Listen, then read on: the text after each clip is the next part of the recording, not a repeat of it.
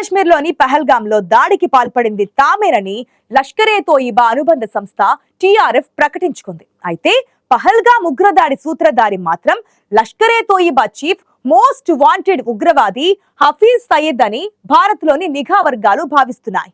పహల్గాం దాడికి ముందు రోజు లష్కర్-ఏ-తోయిబా ఉగ్రవాదులతో బంగ్లాదేశ్ ప్రభుత్వంలోని కీలక నేత భేటీ అయినట్లుగా అనుమానాలు వ్యక్తమవుతున్న నేపథ్యంలో ఆ దాడి వెనుక బంగ్లా హస్తం ఉందా అనే దానిపై స్పష్టత రావాల్సి ఉంది.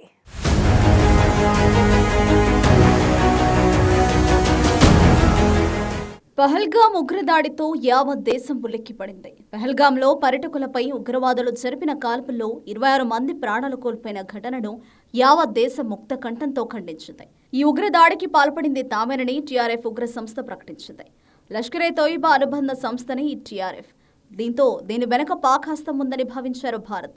దాయాదితో దౌత్య సంబంధాలను నిలిపివేస్తున్నట్టు ప్రకటించారు. పహల్గాం మారణ హోమానికి కారణమైన ఉగ్రవాదులను ఏరవేసేందుకు భద్రతా బలగాలు ముమ్మరంగా గాలింపు చర్యలు కొనసాగిస్తున్నాయి. అదే సమయంలో ఉగ్రవాదులకు ఆశ్రయమిస్తూ ఉగ్రదాడులను ప్రోత్సహిస్తున్న పాక్పై ప్రతీకార చర్యలకు దిగింది భారత్.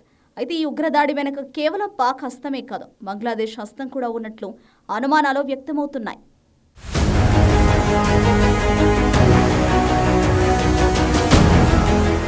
పహల్గాంలో ఉగ్రదాడి జరిగిన మరుసటి రోజే లష్కర్-ఏ-తోయిబా నేత ఇజార్ బంగ్లాదేశ్ తాత్కాలిక ప్రభుత్వంలోని legal advisory doctor Asif Nazrul భేటీ అయినట్లు పలు మీడియా కథనాలు వెల్లడించాయి. అంతేకాదు ఈ సమావేశం ఢాకాలో జరిగినట్లు వెల్లడించారు. దీంతో ఉగ్రవాదం విషయంలో బంగ్లాదేశ్ తాత్కాలిక ప్రభుత్వ విధానంపై పలు అనుమానాలు రేకెత్తిస్తున్నాయి. ఇజార్కు బంగ్లాదేశ్ గడ్డ నుంచి ఉగ్రదాడులకు పాల్పడిన చరిత్ర ఉండడం ఆందోళనలు పెంచుతోంది. అయితే మరో కీలక విషయం ఏంటంటే బంగ్లాదేశ్కు చెందిన ఫ్యాక్ట్ చెకింగ్ సంస్థ రూమర్ స్కానం భిన్నమైన కథనాన్ని ప్రచురించింది.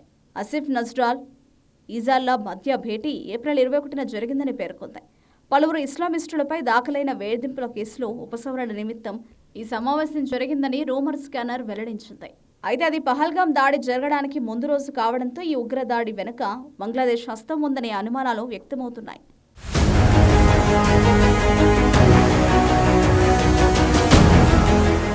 జమ్మూ కాశ్మీర్లోని పహల్గాంలో 26 మంది పర్యాటకులను బలికొన్న ఉగ్రవాద దాడికి ప్రతిస్పందనగా పాకిస్తాన్పై కఠిన ఆంక్షలు విధించింది భారత్. పాక్తో దౌత్య సంబంధాలు తెంచుకున్నట్లు భారత్ ప్రకటించింది. గతంలో పాక్తో చేసుకున్న పలు కీలక ఒప్పందాలను నిలిపివేస్తున్నట్లు భారత్ ప్రకటించింది. ఈ నేపథ్యంలో పాక్కు దగ్గరవుతున్న బంగ్లాదేశ్పై కూడా ఇలాంటి చర్యలు తీసుకోవాలని ఈశాన్య భారతదేశంలోని కీలక రాజకీయ నాయకులు పలు పార్టీలు డిమాండ్ చేస్తున్నాయి. మరోవైపు పాక్ బంగ్లాదేశ్ మధ్య సన్నిహిత సంబంధాల గురించి దేశంలోని అధికారులను అప్రమత్తం చేసినట్లు ఇటీవలే అస్సాం ముఖ్యమంత్రి హిమంత బిశ్వ శర్మ తెలిపారు. ఆ తర్వాత కొన్ని రోజులకే పహల్గాంలో ఉగ్రదాడి చోటు చేసుకుంది. ఈ ఉగ్రదాడి తర్వాత బంగ్లాదేశ్ తాత్కాలిక ప్రభుత్వంలోని లీగల్ అడ్వైజరీ డాక్టర్ ఆసిఫ్ నజ్రల్ యూనస్తో లష్కర్-ఏ-తోయిబా నేతలు సమావేశం కావడం పలు అనుమానాలకు తావిస్తోంది.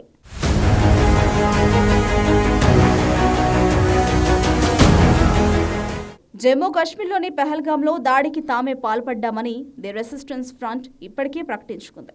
వాస్తవానికి ఈ దాడికి పాల్పడింది టీఆర్ఎస్ సంస్థకు చెందిన ఉగ్రవాదులు అయినప్పటికీ దాన్ని చేయించింది మాత్రం లష్కర్-ఏ-తోయిబా చీఫ్ మోస్ట్ వాంటెడ్ ఉగ్రవాది హఫీజ్ సయీద్ అని భారత్లోని నిఘా వర్గాలు భావిస్తున్నాయి.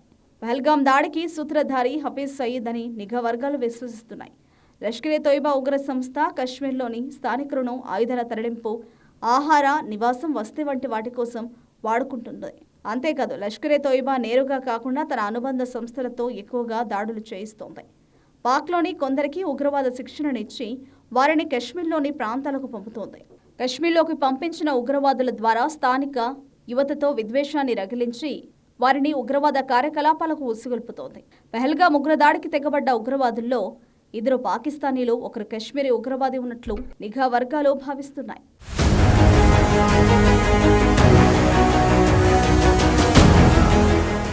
లష్కర్-ఏ-తోయిబా ఉగ్ర సంస్థకు చెందిన నేతలు బంగ్లాదేశ్ తాత్కాలిక ప్రభుత్వంతో నిరంతరం సంప్రదింపులు జరుపుతున్నారని భారత్లోని పలువురు రాజకీయ నేతలు అనుమానాలు వ్యక్తం చేస్తున్నారు. అంతేకాదు ఉగ్రవాద చొరబాట్లను ఆపడానికి భారత్ బంగ్లాదేశ్ సరిహద్దు వద్ద మరింత పటిష్టమైన భద్రతను ఏర్పాటు చేయాలని వారు కోరుతున్నారు. అదే సమయంలో 1996లో అప్పటి కాంగ్రెస్ ప్రభుత్వం చేసుకున్న గంగా జలాల ఒప్పందాన్ని సైతం బీజేపీ నేతలు తప్పుపడుతున్నారు. పాకిస్తాన్తో హిందూ జలాల ఒప్పందాన్ని కేంద్రం నిలిపివేసినట్లు బంగ్లాదేశ్ చేసుకున్న గంగడ జాలల ఒప్పందాన్ని కూడా రద్దు చేయాలని బీజేపీ సీటు డిమాండ్ చేస్తుంది. మరోవైపు బీహార్ సీఎం నితీష్ కుమార్, పశ్చిమ బెంగాల్ సీఎం మమతా బెనర్జీలు తీస్తా జల ఒప్పందాన్ని వ్యతిరేకించారని అస్సాం సీఎం హిమంత బిశ్వ శర్మ పేర్కొన్నారు. దీంతో పాటు బ్రహ్మపుత్ర నది నీరు బంగ్లాదేశ్లోకి వెళ్లడానికి అస్సాం సీఎం హిమంత నిరాకరించారు. ఇంతకాలం పాములకు నీళ్లు అందిస్తాం, వాటిని అణచివేయాల్సిన సమయం వచ్చిందని హిమంత బిశ్వ శర్మ స్పష్టం చేశారు. ప్రధాని మోదీ, హోంమంత్రి అమిత్ షాపై దేశ ప్రజలు నమ్మకం పెట్టుకున్నారని చెప్పిన హిమంత త్వరగా బంగ్లాదేశ్తో చేసుకున్న గంగా, బ్రహ్మపుత్ర ఒప్పందాలను రద్దు చేసుకోవాలని కోరడం చర్చనీయాంశంగా మారింది.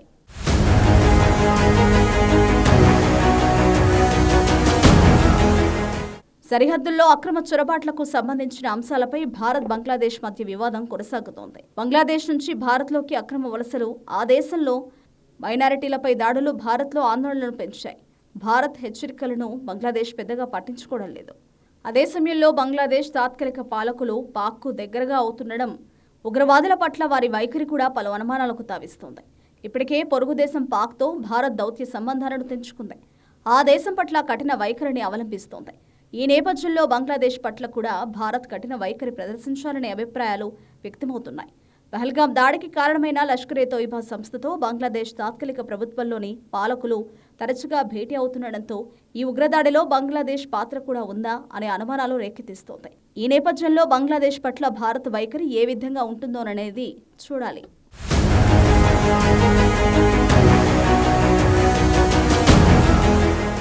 పహల్గాం ఉగ్రదాడి వెనుక పాక్ కు చెందిన ఉగ్ర సంస్థలు ఉండడంతో ఆ దేశం పట్ల భారత్ కఠిన వైఖరిని అవలంబిస్తోంది.